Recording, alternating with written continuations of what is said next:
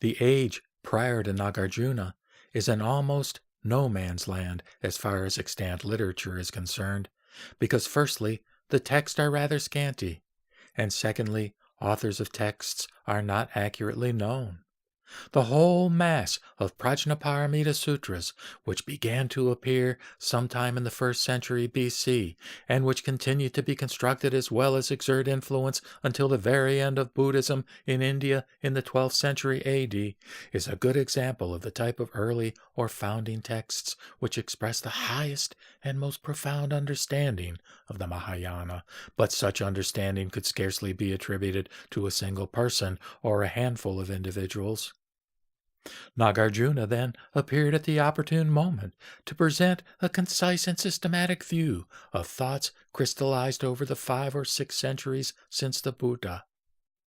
On the matter of time alone, those centuries were important and necessary to permit the mellowing and maturing process to come to a climax, so to speak, and thereby to produce the dominant ideas that were to be felt in the further developments of the Mahayana in India and elsewhere. Naturally, in understanding this process, we cannot neglect nor ignore the most active, highly vibrant, and competitive age in Buddhist history known as the Abhidharma period. Scholars have heretofore paid relatively little attention to the influence of this period, but it has actually played a central role, if not the greatest role, in the development and propagation of Buddhism as a whole. If there are high water marks to be considered in Buddhist history, the Abhidharma period certainly rates a very high level, a level of great fermentation and flourishment of Buddhist thought.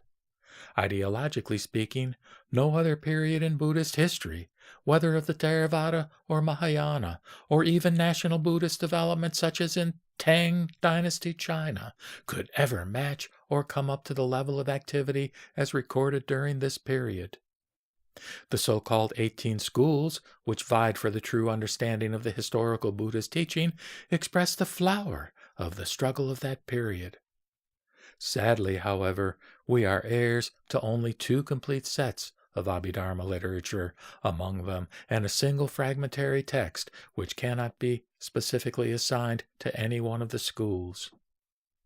A glance at the 2 complete sets shows a marked similarity in compilation, that is, the same number of 7 works, but the internal contents differ quite drastically. And yet, on close scrutiny, the terms or concepts employed deal with practically the same subject matter, that is, the description of the internal constitution of man by way of the skandhas, dhatus, ayatanas, and dharmas, and finally the right understanding of these dharmas, which would ultimately result in the attainment of the nirvanic realm of being. Thus, with the Abhidharma, the same underlying philosophy of the Buddha, suffering, cause, cessation, and the way, is kept intact, but the emphasis on the elaborate elemental and descriptional aspect is focused on for the first time by all Abhidharma schools. It is not so much that these schools were different, or tried to be different, as it is that they exhibited serious concern to seize the Buddhist truth as each of them saw fit.